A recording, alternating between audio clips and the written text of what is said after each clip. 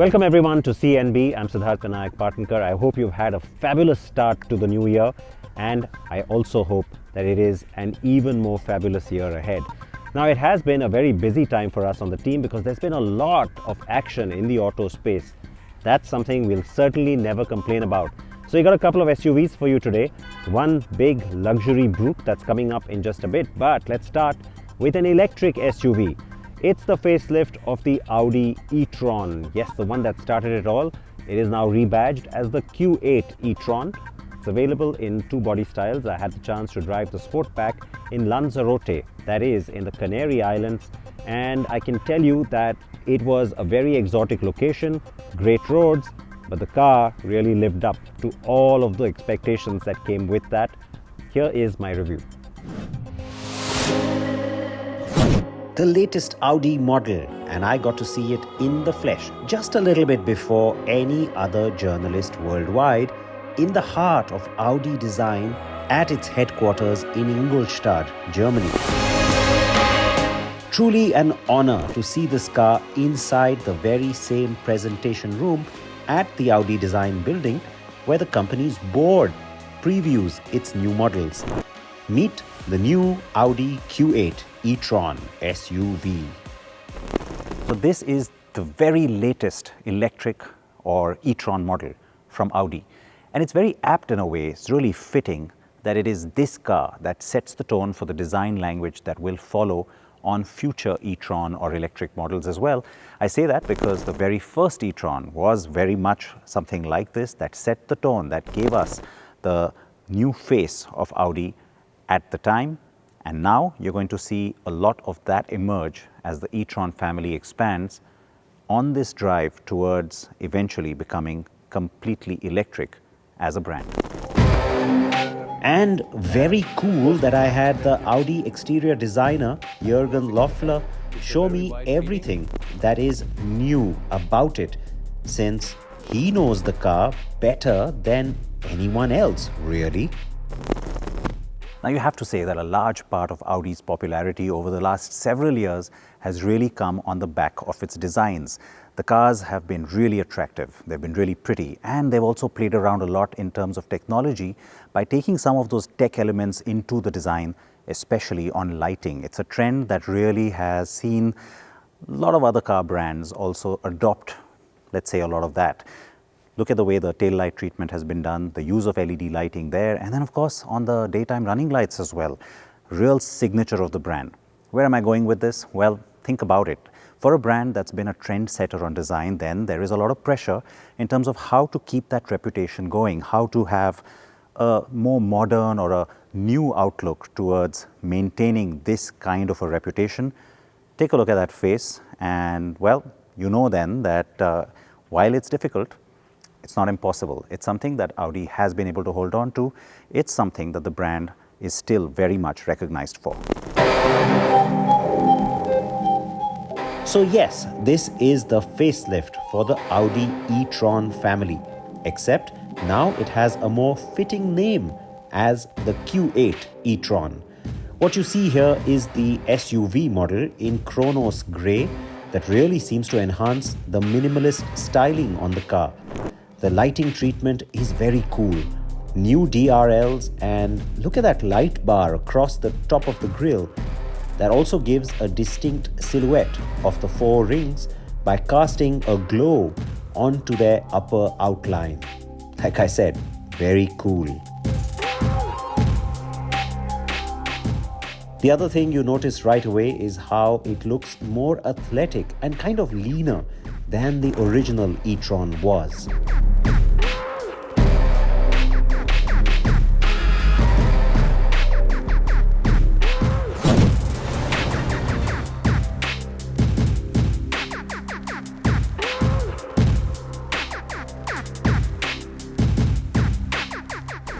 Visually, that seems to make a more exaggerated difference on the Sportback. It makes the car look more lithe, more athletic, more agile. The fact that this particular one is using the mirrors, which are cameras really and not the full actual bulky mirror, also kind of slims down the design just a little bit. It's the use of all the black elements as well that tend to make the car look a little lither. Yet at first glance, you still know this is the e-tron, now just called the Q8 e-tron. In the front, because of the S-line, you do get this glossy black treatment and all of the black down here as well. E-tron badge very subtly placed over here. And then, you know, I think the fact that you're using this silver with the black inserts kind of complements the two-dimensional Audi logo up front as well. But like I said, there are bits which are instantly recognizable, like the headlight motif, for example, but the rest of it still makes it look just like it's an all-new model. So yes, I am far away from that design studio now in Lanzarote, the fourth largest of the volcanic Canary Islands archipelago. Stunning countryside and great roads and sunny weather despite the winter chill back home. What else do you need, right? Like its predecessor, the new Q8 e-tron also has the SUV and sportback body styles, and the entire range has been updated with bigger battery packs. The erstwhile base 71 kWh battery is gone and it's replaced with the 95 kWh pack. That's on the Q8 e-tron 50. The 55 and SQ8 models get a much larger 114 kWh battery that's new. Driving range has gone up between 32 and 44% over the previous e-tron models, meaning the range is now 500 to 600 kilometers across all variants. Now this is the flagship of the Audi e-tron range, and so which is why it's not surprising that it's really studded with every feature, every technology that Audi likes to boast. You of course have Audi Drive Select. The Drive Select option has been around forever and ever on most of the cars, so you get efficiency, you get dynamic, you get comfort, and you get something called auto, where the car kind of senses your driving style and then also optimizes the efficiency in terms of battery usage, maximizes the range. And then you also have individual, where you can set some of those parameters the way you like them. All of this has been around forever. Of course, being the Q8, you also get all-road, which is a little bit of off-roading or rough roading that you can do on this car as well.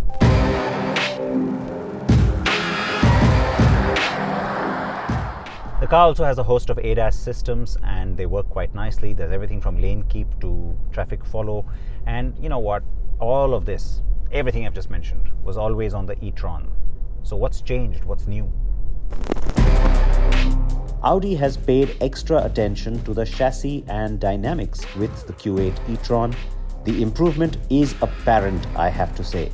The car feels more responsive, more energetic, and definitely sportier. There's another big change in the motors themselves. The motors are now more tightly wound to be able to give you just better performance and also extra torque out of a similar sized motor as before. On the SQ8 models, which sadly we're not getting, you actually have two motors at the back, one at each wheel. So it can really give you a lot of torque vectoring that's very, very precise and very dynamically inclined. So you actually have three motors overall, one in the front and two at the back. The regular Q8 e-tron has the dual motor quattro system. The dynamics are similar across the range, though the Sportback does feel a bit more agile, only by comparison.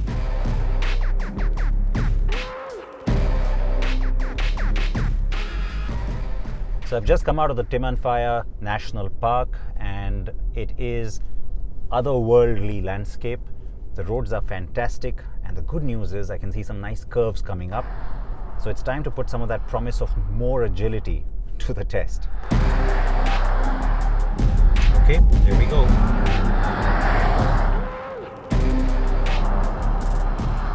Battery technology, both in terms of packaging and how much power you can get out of that battery, these are things that are just going to keep getting better. So I'm already more relieved to have a little bit better range here, because, you know, dynamically I can push the car that much harder, just knowing that, all right, I got a little bit more juice than I had on the e-tron. The Q8 e-tron uses the same platform as the pre-facelift car, which is a derived version of the VW Group's MLB platform for internal combustion engine cars. In the future though, Audi will move to using only the MEB or PPE, electric only platforms. I spent the better part of almost 2 hours now just driving through lava fields. I mean, this is incredible. What's more incredible are just the gorgeous roads. The road surface, for the most part, has been lovely. But you know what? I've had some rough sections as well, and so it's nice to be able to sort of navigate some of those with this car as well. So the Q8 e-tron is undoubtedly the improved version of an already great car. Expect an India debut in mid-2023, with prices going up slightly to the 1 crore 20 to 40 lakh rupee range.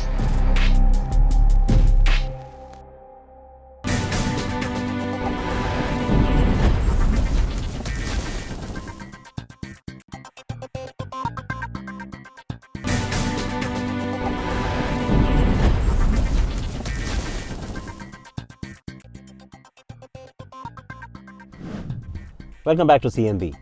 Now, the Grand Cherokee is Jeep's flagship model worldwide. We finally have the car in its brand new generation, and a few weeks ago you might remember on social media I was talking a lot about this car because I drove it in Los Angeles. That was the plug-in hybrid, the first ever such model on the Grand Cherokee lineup. We don't get that just yet, but we do have a fairly powerful and a very luxurious version of it nonetheless. Seshan spent more time with it here than I have, and he has this review for you. Bold, powerful, tough. These are the words that describe a Jeep SUV. Its current portfolio, the Compass, Meridian and Wrangler, all embody this. And so does this new model. Yes, we are talking about the Grand Cherokee, and it is with this SUV that Jeep first began its India journey back in 2016. Now that one came as a completely built unit, whereas this one is assembled right here in India. It is bolder, it is smarter, and it is a lot more feature packed. So let's find out if it is worth of that flagship tag. While globally the Grand Cherokee is offered in multiple variants and 2 wheelbase options, India only gets the smaller 2-row model in the top of the line limited variant. Now, despite being the shorter wheelbase model, the India spec Grand Cherokee is just under 5 meters in length, almost 2 meters wide, and gets a wheelbase that is nearly 3 meters long.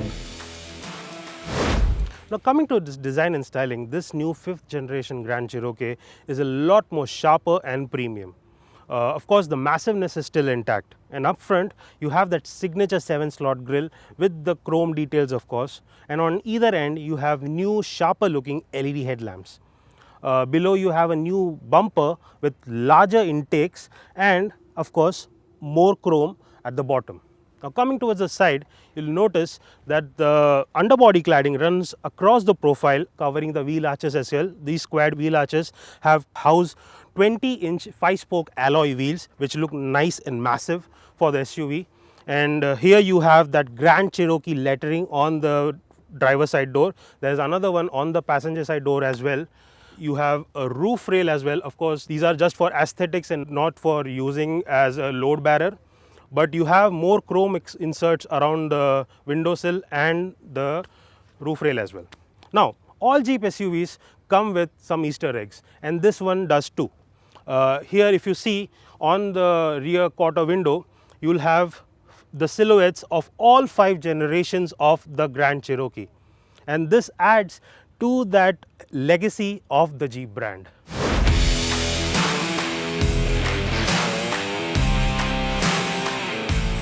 At the rear too, everything is much sleeker and tightly finished.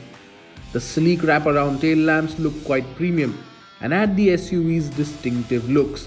The electric tailgate too comes with a nice sculpted design, while the rear bumper gets some heavy cladding along with chrome highlights and reflectors.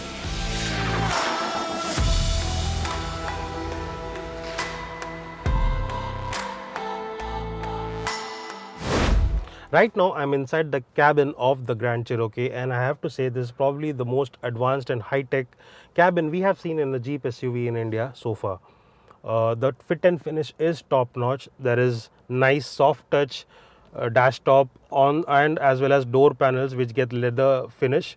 You also have this premium wooden finish on the dashboard with silverish chrome inserts. In terms of features, you get wireless charger over here along with not just type A but also type C charging ports, and there is an HDMI port as well, and you get them at the back as well. In terms of other features, you have leather seats. These of course come with perforated inserts. Speaking of which, both the driver and the co-passenger gets ventilated function as well. These are power seats of course, and you get a panoramic sunroof here. But that's not all. The Grand Cherokee also comes with a head-up display, and with that, not one, not two, but 3 screens on the dashboard. Right here is a 10.2-inch instrument cluster, which is a fully digital unit. Then you have a 10.1-inch infotainment system over here, which gets Apple CarPlay and Android Auto and a whole lot of connectivity suites. There is also a third display for the front passenger. Now this is certainly new, and it is a feature that a lot of buyers will like. This gets audio controls, navigation controls, and a whole lot of other controls that your co-driver can access while you are driving this SUV.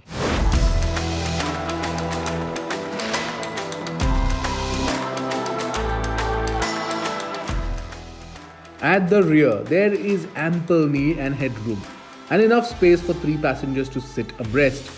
Furthermore, in addition to USB ports and rear AC vents, you also get a foldable central armrest and retractable blinds for the windows. Other features include heated rear seats, dual zone climate control, rain sensing wipers, and auto dimming rear view digital display mirror. There's also a 9-speaker Alpine amplified sound system with subwoofer. The Grand Cherokee is also the first Jeep SUV to come with advanced driver assistance systems or ADAS in India. These include adaptive cruise control, collision assist, blind spot monitoring, and active lane management. Other safety features include 8 airbags, ISOFIX, 360-degree camera, 4-wheel traction control, advanced brake assist, electric parking brake, and a tire pressure monitoring system, among others.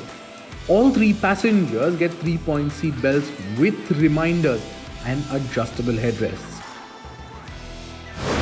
Now under the hood, this Grand Cherokee comes with a 2-liter turbocharged petrol in it, which makes about 268 brake horsepower, around 5,200 RPM, and the torque figures stand at 400 Newton meters at 3000 RPM.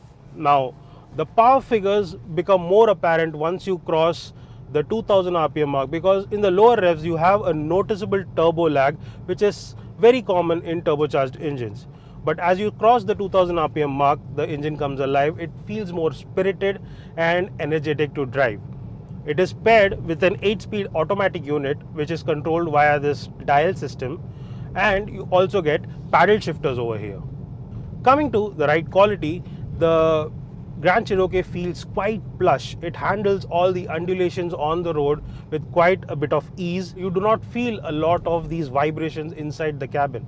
The sound insulation could be a lot better, I feel, because a lot of the road noise seeps into the cabin despite all the windows up. But that is not really a deal breaker because the SUV handles like a charm. Now, we did not get to drive it on rough roads because of the short time limit that we had, but it has 4x4 and we would definitely try to test it once we get more time with this SUV. The SUV gets Jeep's trusted Quadra-Track 4x4 system with integrated off-road camera and select terrain system, which includes 4 modes: snow, mud, auto and sports. At 77,50,000 rupees, the Jeep Grand Cherokee is attractively priced. Even more attractive than the previous gen model, which was launched in India back in 2016. Now that car was over 16 lakh rupees more expensive. In fact, the SUV also undercuts the petrol variants of all its closest rivals in the market. The Grand Cherokee is over 5,82,000 rupees cheaper than the Audi Q8, around 2,40,000 rupees less expensive than the BMW X5 and a good 18 lakh rupees more affordable than the Volvo XC90.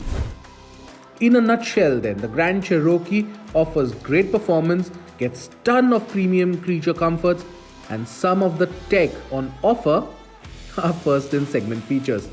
Yes, some things could have been better, but what really sweetens the pot is that aggressive price tag, and we think that that will attract a lot of buyers. So coming back to our earlier question, is the Grand Cherokee worthy of that flagship tag? Hell yes. Now, you can't always tell by his expression, but I can promise you that Seshan really enjoyed his time with that car. Probably wanted some more time with it as well, as do I. So I'm going to go do that. But in the meanwhile, you've got to react to this car as well as the Q8 e-tron that you saw in the first segment. You can reach me on Twitter or Instagram at Sid Patankar. With that, it's goodbye with also a promise that next week we'll have all the Auto Expo highlights from the New Delhi show. So something to look forward to. Please wear your seatbelts, wear your helmets. Bye-bye.